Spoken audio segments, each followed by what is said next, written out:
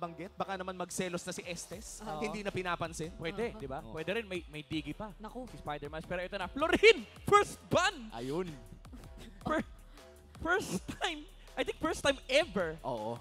First time ever, first ban to, Florin. Respect ban is real talaga, pero MNNE Evos, alam nilang hindi rin nila pwedeng basta-basta ibigay ang isang Matilda. Kaya naman tatanggalin nila. Oh, wow. Actually, no, parang ang tutok nating lahat of course, kaya Spider-Miles. Pero isa sa mga or medyo rising talaga na gold laners right now o napakaraming nagiging highlights, si Doming. No? Doming na siyempre naaalalayan ni Spider-Miles. Pero at the same time, mechanically, parang iba yung prowess na naipapamalas niya. Yeah, maalala natin yung MNNE Evos versus Echo, yung Nathan ni Doming na pumatay doon sa Sanji. Tama, doon kay Sanji. Sabihin ko sana doon sa Sanji ni Novaya, pero pwede rin naman. Kasi pagkadugtong na sila halos Synonymous na yun So, nandun pa rin yung explosiveness ng players ng MNNE Evos. I do like this Joy Ban. Kahit pa sabihin natin hindi naging successful for APBR, kailangan mo pa rin respetuhin yung assassin capabilities ni Kyle TZ. But now they do go back for the staple Fredrin first pick. But open ang mga favorite dito ng MNNE Evos na Paramis and Arlot. Oh no, the Arlot is something na gustong-gusto talagang laruin ni Kirk. And correct me if I'm wrong na lang, isa rin ito sa mga talagang hyped up na heroes na hawak ni Kirk. Hawak ni Architect. I think si Yawi pa nga ata yung nagsabi nun sa stream niya na parang palumag Arlot to, palumag Arlot to. Ayan na. Oh!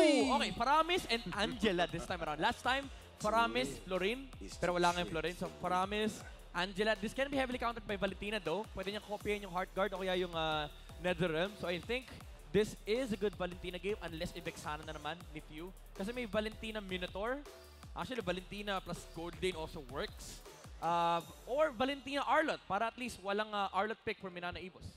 Sa bagay nga naman. Well, magkakakita ba tayo nun from Pandoni? Kasi parang so far, di ba, puro, yung for the past 2 games ay talagang Benedetta o yung mga makukulit na explainers ang kanya nagamit. Though, same lang din naman kasi technically yung mga pwedeng mangyari or i-expect na impact from an Arlot. So, they had that. Okay. Arlot. Oh, iba na. I like this. This is the classic Louis combo noong unang in-introduce sa MPL PH. Yung pinakaunang highlight was Louis Arlot from Escalera and Super Friends. If I'm not mistaken, 100% win rate pa rin to. Itong duo synergy na to. It does help APBR kasi nasa nasa meta tayo ngayon na palakasan talaga ng synergy sa may mid lane. And I think Louis Arlot is one of the deadliest combos out there kasi yung surprise final slash nga, nakakagulat na. Double the surprise pa with the diversion. So, gulat ka na, ginulat ka pa ulit. Parang kumbaga, bumili ka ng chocolate egg na may toy sa loob. Yung toy, may toy pa sa loob. Alam mo yung pinaka-nakakagulat talaga para sa akin? Ano? Yung bumili ako ng champurado, may bangus. Kailan nangyari yun? Or ano ba yan? Basta nangyari na yun. Basta nangyari na yun. Tapos kung makikita natin ang career hero stats dito ni Spider-Miles, yung Florin niya talaga, yung 6-1. Tinalo pa yung parang 2 kapito, 6-1. Kaya naman pala.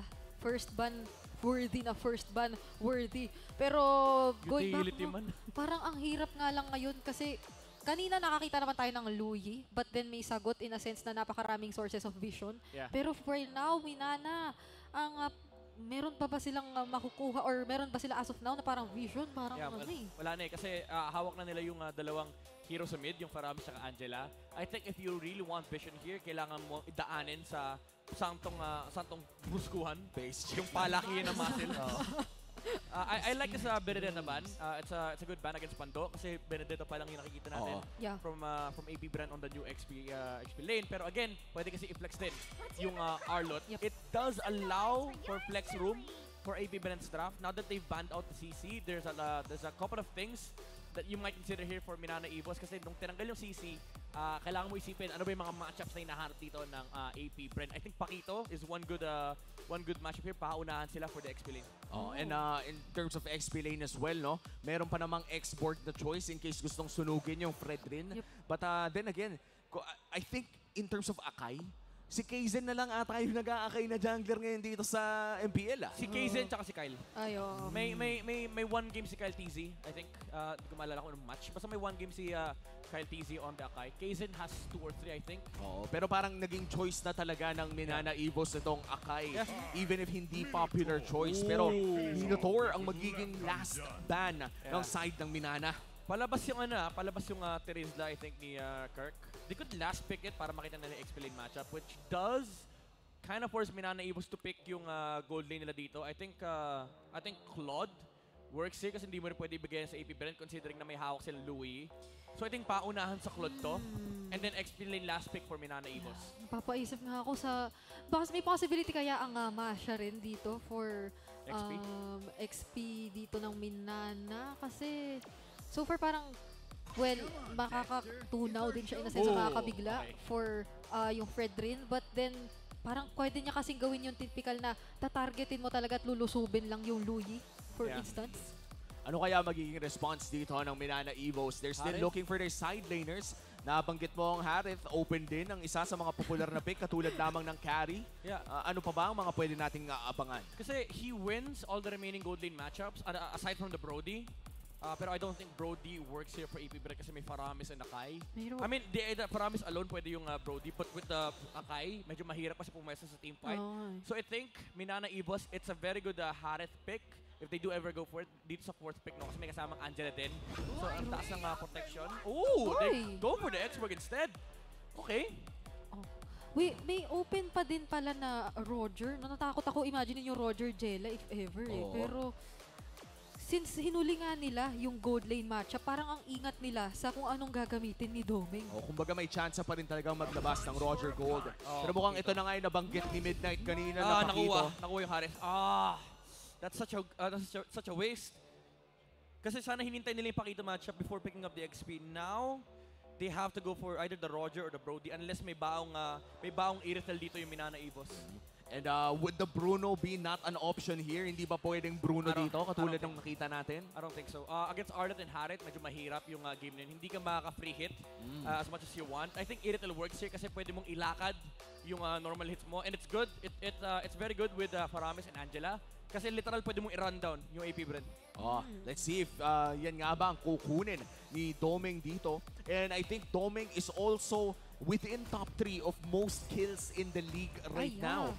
Within top 3. So, pasok naman siya. Number 2 pa nga, to be exact, sabi dito ni Midnight. Ano kaya magiging last pick dito ng MNNE Evos? Bea! Beatrix. Interesting. It's a winning lane. Actually, naisip ko yung Bea kanina kasi walang hard lockdown kasi. Pero if you think about it, meron din namang heavy spin. So, may reliable way for MNNE Evos to burst somebody down. Ang medyo concern lang dito with the Beatrix pick is susceptible ka sa gank ng Arlott Louis. And of course, yung backline assassination na isang Pakito. Compared to the Irithel, again, aside sa random potential, you have the mobility and maneuverability around the fights. Pero with the Bea pick, again, mas malakas yung punish nila kapag nakapin down si Kaizen na target against AP Brand. Wow. Grabe yung support utility part ng ating lineup rating or ng comparison. Sobrang nagpi-favor. Understandable nga naman, it's the Angela and the Faramis both in their hands. So, nandoon na nga yung alalay, yung protect with a second chance, tapos heart guard. Tapos meron din naman kayong probably depensa through yung heavy spin in a way kung gugustuhin nyo pang ilayo yung mga kalaban. And I remember the last time that MNNE Evos played this Akai lineup, alam ni Kaizen kung paano mag-bait out ng skills for the price of one heavy spin. Minsan, 2-3 ultimate yung nababato sa kanya only for him to heavy spin back to his team. Naalala ko yung game na parang MNNE Evos versus Blacklist din First round sila nagkita. And this time, no, hawak na naman ni Kaizen ang kanyang one of the favorites, I would say, with the Akai. Up against Kyle TZ's Fred rin. Napataka ako na, hindi ba open yung back siya? Parang when I think about Kyle TZ, back siya yung naaalala ko sa kanya. Well, to be fair, that was a first pick Fred rin. So medyo safe. Parang too good to pass off. Festival of Blood si Super Marco para dito sa kanyang Harith. Grabe, yung laning naman din dito, sobrang makikipagsabayan na naman ba? At magiging sobrang ingat ng dalawang gold laners natin this time. Very interesting kung ano yung mga pwedeng mangyari. Pero before that, mas interesado kasi ako kung saan ba natin makikita yung mga diversion plays later on, considering nga yung lack of information na pwedeng makuha ng Minana. Ang dami yata nating pwedeng ikagulat dito sa laban. Tsaka imposibleng hindi magdikit-dikit tong mga to eh. Kapag ka nagkaroon na ng Nether Realm, kailangan tabi-tabi jutsu na talaga. Yep. Sabay-sabay kayong sisip-sipin nung duality. Actually, curious din ako kung magta-Thunderbelt si Super Marco this game. Kasi again, very heavy sa physical damage si Beatrix. I've seen a lot of Harrods just rush Starlium versus the Beatrix tapos umarap ng kakombo. But then again, there's no hard CC for both sides. Meron silang displacement, however, pero again, hindi reliable yung mga crowd control na yun. So I think there is a good chance that we might see a Thunderbelt come out from Super Marco para at least meron siyang brawling potential laban dito sa Beatrix. Kyle TZ dito sa may bandang ibaba para lang mag-provide ng pressure. Magpapa-level 4 ata muna si Pando at Few pero nasaktan si Lancy doon. Higup. Natamaan at nabawasan agad-agad, so mauuna sila sa pagkuha ng level 4. Pero maganda-ganda yata yung pwesto ni Kaizen dito na tinataguan. So yung impormasyon naman ay napoprovide niya, kaso nakita yata ng very slight. Ngayon binaburst down na, kaya napagamit siya ng heavy spin. Kirk naman ang ginamitan ng heart guard, whereas si Kyle TZ, grabe, ang layo nung napuntahan. Pero may Cyclone Eye naman doon tutulong sa kanya. Kaso yung last insanity, hindi nakakayanin pa. Kaizen will fall as well though. So dalawang jungler yata yun na maalam doon. Hinatid sa Pangasinan. Ay! Ayan ang gulat! Ayan na talaga. Akala mo tapos na pero hindi pa pala. At nahuli na rin nila si Kirk. And with that play, APBR might be able to secure this turtle for themselves. Pero mukhang pwesto pa lamang ang mauuna sa kanila. And APBR, kaya nilang patagalin to. Yeah, tsaka parang nakakuha pa ng very little energy shields doon sa itong si Pando. So advantage na naman ang nasecure ng APBR para sa kanilang mga sarili. At ayun na nga, mabilisang kuha ng turtle. Grabe naman. Sobra naman si Ogun. Bawal. Ayaw paretrihin. Hindi man lang nakuha yung Little Wanderer. Small things, they do add up here for AP Bren. And surprisingly, ang laki nung lamang ni Super Market dito over Doming. There was one time na napoke talaga na sobra-sobra si Beatrix. Oh, Pando! Aray ko. Pandora, knowing this matchup really well, alam niya na kailangan lang talagang burahan ng Firaga just to incapacitate Kirk here. At mukhang babantayan na nga rin ni Spider-Mile si Doming. But with every Minana Evo's game, ang nagiging itsura talaga ng early game nila ay ganito. Hanggang umabot ng 12 to 14 minutes kung saan nagkikick in na yung healing lineup nila. Yeah, but that happens when they have a scaling lineup though. Usually kapag nakikita natin yung Minana Evo sa group bumubuo ng early to mid game comp, sila yung nag-dominate. But this time around, AP Bren, they're the ones dictating the tempo here.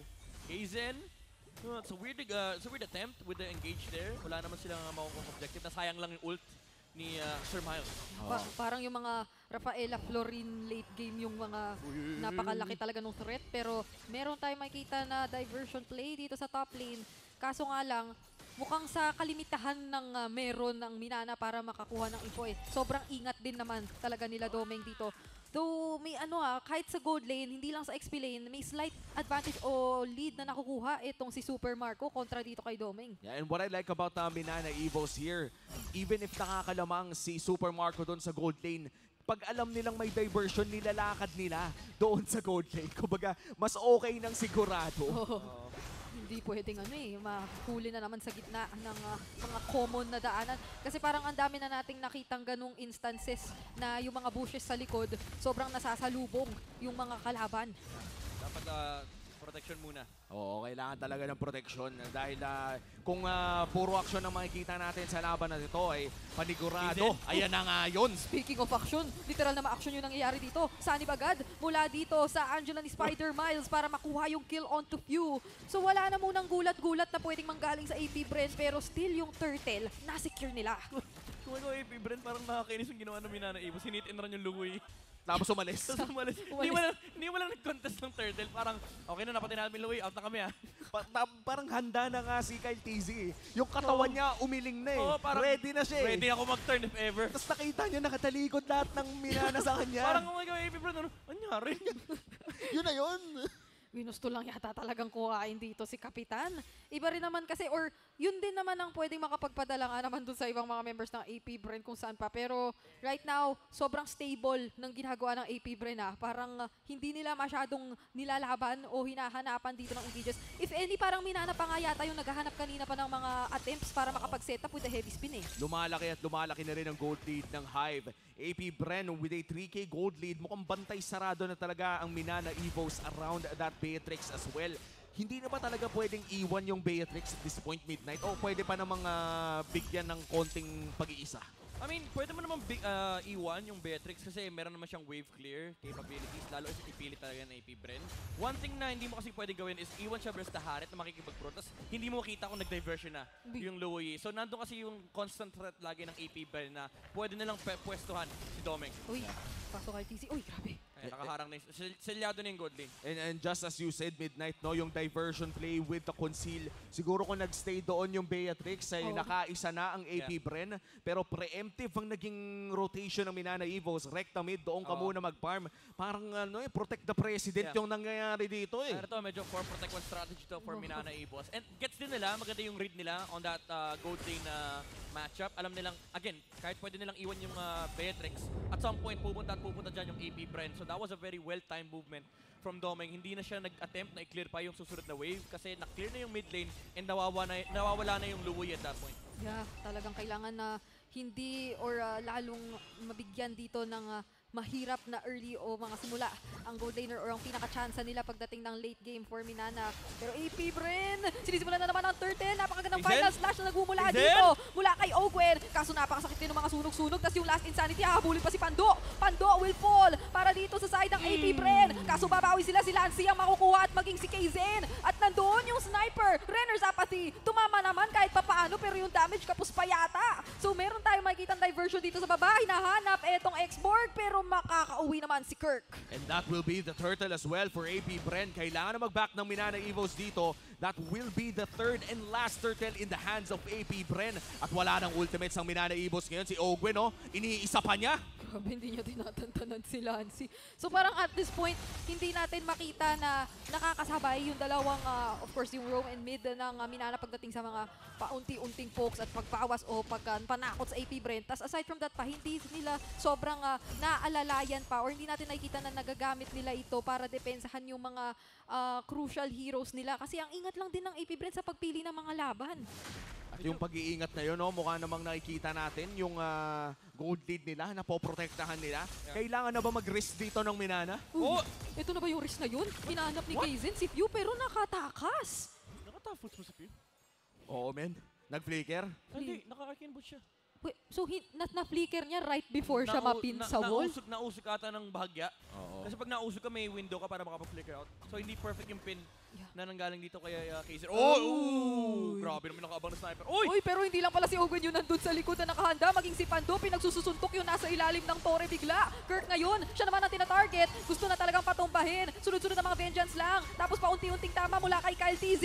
At with that, nakuha ng AP Bren yung mid lane turret. Kung may hit and run ang ginawa Minana Evos, may ginawa na ng AP Bren, pinagsasapak lang ni Pando at biglang umalis na. Tinakot pa nga yung iba. Yung gold lead na 3,000 kanina ay papunta na ng 5,000 ngayon. Yeah. Tuloy-tuloy lang yung pag-scale up dito ng AP Bren. Again, may damage naman yung Minana Evos but they don't have the same level of control tulad ng hawak dito ng AP Bren. And medyo weird din yung turtle take nila kanina. There was a very good pin mula kay Kaizen. Unfortunately, yung last insanity hindi dun sa likod. Pinili ni Kirk patayin si Pando over the Fredrin.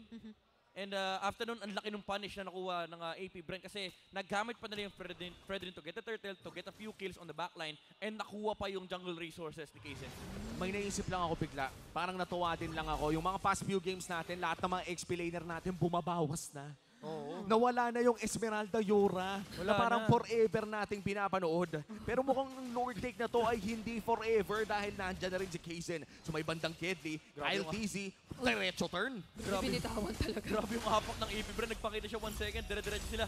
Okay, pero nandun yung final slash. Ngayon naman, makakakuha ba sila ng kill onto Kaizen na very, very low na. Meron siyang napin na isa, which is si Ogwen. Pero si Kyle TZ, grabe din kinakaya dito yung ibang mga membro, ha. Kirk nga lang doon with the last insanity. Hindi sasapat yung damage para makakuha ng kill. Whereas Kyle TZ, nakuha na si Lancy. Tapos si Kirk din yata isusunod nila dito. Doming tumatrabaho sa kabila. Pero dalawa na naman ang mahuhuli with the final slash. Ogwen ang magiging kapalit. Pero si Kaizen isusunod pa rin yata. Super Marco hindi nakikipagbiruan sa damage na naibabato niya. Nahanap pa ni Pandu si Doming. Makakauwi ba? Nag-iingat, nag-iingat. Nagpalit pa ng Iniisip baril. niya. Pero teka lang ha, may masamang balak dito si Pando. Hinahanap niya si Doming, nagpalit ng shotgun, kaya naman makakauwi pa. Sobrang tapang ni Doming. Nagpalit ng baril sa harap ng well, di naman literal sa harap. Pero habang hinahabol siya ng pakito. And that will be the first Lord secured for the Bees. It's APBR securing an even bigger gold lead. May Divine Blade na rin si Super Marco. And weird, again, another weird engage coming out from MNNE Evos. Pinipili din talaga ni Kirk patayin yung backline ng APBR. And in turn, walang protection para dito kay Kaizen. Muntik mamatay actually si Kyle TZ doon. Ang napakalaki ng crystallized energy. And I think one full last insanity would have killed the Fredrin. But that wasn't the case kasi again, ang pinili ni Kirk is patayin yung Pakito and the Dewey. Medyo napapalayo na siya kapag ganun yung nangyayari or sobrang nagiging scattered na rin yung mga pwesto dito ng MNNE Evos. Unlike what you would expect kasi nga naman Faramis yung hawak nila dito na hero. So hindi naman sila or hindi pa natin nakikita yung sobrang pag-group up dito ng MNNE. Pero sabi nga dito kanina, wave clear, parang sobrang abundant naman nun para sa side nila. At dito na nga natin makikita yung identity ng MNNE. After 12 minutes, doon natin nakikita na nag-hold on sila pero makaka-hold on pa nga ba? Okay, wala na doon. Muntikang mawala yung Firaga armor pero nasustain kahit papaano. Kaizen nga lang mahuhuli si Ogwen. At ngayon naman si Kirk, siya ay masusuntok rin ni Pando. So dalawa na ang nakuhang kills ngayon ng APBR pero si Ogwen ang kapalit. Nag-iisang kapalit. Mukhang gusto pa rin nilang kuhain etong itaas na tore. 1 for 2, tumama naman ang Redrix Apathy. Kyle TZ medyo malalim. Medyo malalim ka, boy! Naku, yan ang punish, may netherrail pa. Pero si Super Marco nga lang sumasayaw pa. May Zaman Force na natira. At yun ay magiging senyales para mag-disengage daw muna. 7K gold lead para sa APBR pero nakakuha sila ng isang inhibitor turret. Worth it ba yun? At least worth it kasi at least nakakakuha ng objective dito ang APBR. Lumiliit yung mapa ng MNNE Evos. Although kailangan nilang ingatan yung kanilang position kasi naramdaman naman ni Kyle TZ kanina na medyo masakit na. Actually, hindi medyo masakit na yung Beatrix. Lalo pat pagkatapos nitong DHS na binubuo ni Super Marco, ni Doming, hindi na pwede basta-basta humarap ang APBR. Even si Super Marco, kahit gano'ng kakapal yung shield, I think pwede pang i-swerve ni Doming to. Instead of the DHS, pwede niyang bilhin yung Sea Halberd. Oh, and He is going for a Sea Halberd. the Sea Halberd will be able to cut down the shields as well. Nakakalimutan ng mga ibang tao na hindi lamang heal ang binabawasan ng life time, kundi shields na rin. So ibig sabihin nito ay hindi masyadong lalaki ang mga shields na ibabato ni Super Marco. And look at this, medyo malapit na rin palang lumabas ang ating Luminous Lord. Oo nga pala, 13 minutes na pala tayo. Pero saktong-sakto may immortality na rin si Ogwen. So kahit nasabihin natin kanina pa siya yung nagiging kapalit o trade ng MNNE, parang mas magkakaroon lang ng advantage or opportunities ang APBR na sa mga sandaling pinopokus nga nila or tinatry take out si Ogwen ay mas freely makahit. And binibigay na halos kay Super Marco lahat ng mga buffs para dito sa nandun na tayo sa puntong yon dahil ganito nakataas yung kalamangan ng APBR. A 7K gold lead means meron na sigurong mga lamang na isa o dalawang item itong squad na to. At sisimulan na nga nila ang Luminous Lord. It's Kaizen still on the side. Pwede naman siyang pumunta with the heavy spin and the retribution. Pero kailangan na mablock siya ng APBR. Oh, mabablock mo to? Grabe yung conceal. Taintim lang. Hinahanap ang target na si Kaizen. Ipi-burst down nga lang yata agad. Mading si Kirk. Mawawala na yata yung kanya Firaga armor. Pero balik tayo doon kay Kaizen dahil dalawa ang tumatarget sa kanya. Tinatry siyang patumbahin. Pero yung ibang miyembro ng MNNE, tinatarget yung malalambot na nasa likod. Si Few tumamba na. Super Marco isusunod pa yata pero mag-flicker out na lang si Kirk. Kyle TZ. Hinahabol na rin si Lancy. Hindi nila nakuha yung kill onto Kaizen. Kaya naman mag-shift na lang yung kanilang atensyon. Si Spider-Man yung isa pang nahuli with that final slash. Pero matatakasan pa yata ni Lancy yung mga humahabol na miyembro ng APBR. Ano, no. The Beatrix is down. Wala masyadong wave clear ang Minana Evos. Nako. And this might just be the game-ending push for APBR. Maging ang export pinatumba na dito ng APBR. At wala nang hintay-hintay pa ng mga susunod na waves dahil ita-target lock na nila yung base at kukuhain ang unang laban. Hindi ko alam kung tama ba ang nakita ko dahil na one hit ata si Doming doon sa huling fight na yon. What a game by APBR.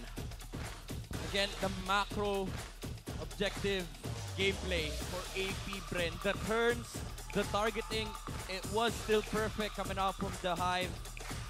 And ito yung mga bagay kung bakit sobrang lakas ng APBR. Yung mga maliliit na bagay na pinipili nila, yung target selection, yung mga pagka-turn sa Lord, kailangan talaga ayusin ng Minana Evos sa kanilang gameplay kasi at this point, at this rate, APBR would just win these big picture team fights. At hindi na nga umabot dun sa parang late game timer natin para sa Minana Evos na nakasanayan na nating makita.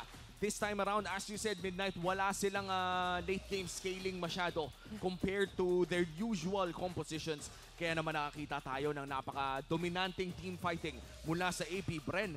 And let's talk about the objectives, Brigida. Ang ganda din ng ginawa ng APBR doon. Yeah, yung mga miminsang moments na nakikita mo na sobrang invested na nila kuhain yung Lord. Tapos may kita lang nila kahit si Kaizen lang. Parang kahit wala silang information sa ibang tao, okay lang talaga sa kanilang bitawan na tapos sugurin na lang talaga dito yung makikita at masispot nila na member ng Minana. And very visible din naman sa graph kung papaanong lamang sila doon at isa to sa napakalaking susi kung paano nangyari. Kita naman ang final slash papunta na rin kay Coach Ducky. Sa ating MVP of game number 1, it's Ogwin with the Arlot. I really have to say, Minana Evos prioritizing the Angela for Spider Miles, it does make sense. Pero binigyan ng comfort hero dito si Ogwin with a stolen Arlot on the side of APBR. These final slashes that led to the turns by APBR. Again, yung ini-explain ni Brigida kanina, yung lakad lang ni Kaizen. Lumabas lang 1 second sa bush. Kinon silang kagad ni Ogwin, hinarapan kagad. And yung mga combos niya, nalulupitan ako sa mga engages na ginagawa ni Ogwin dito. May mga different variation. May stun into final slash, may final slash flicker into stun. Iba't ibang engage yung ginagawa ng APBR dito. And parang nahihirapan yung Minana Evos kasi parang nakokondisyon. May psychological damage yun. Parang, paano kaya ako papasukin itong Arlot na to? Iba't ibang paraan yung ginagawa dito ni Master Ogwin. And again, Minana Evos, there were weird team fights in the mid game. Not gonna lie. Hindi natin sugarcoat to. Weird talaga yung target selection. Ang daming chances na mapapatay sana nila si Kyle TZ, but they opted to go for the backline and hindi nila matulungan yung Beatrix. Kasi problema din, early game hindi makasama si Domeng. Pagdating ng mid to late game, ang lagi nasa harapan ni Domeng is yung Fredrin. Kaya naman yung bypass ng Minana Evos hindi nila nagawa.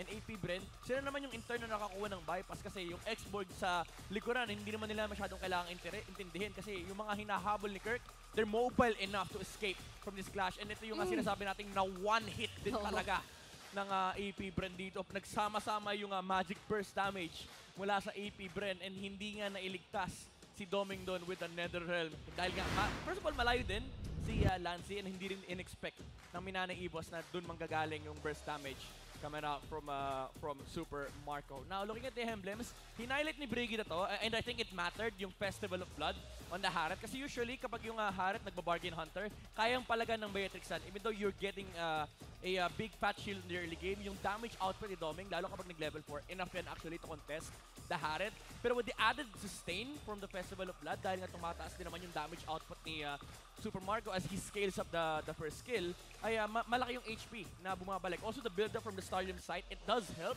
the additional sustain kasi, guys, may spell bump yan.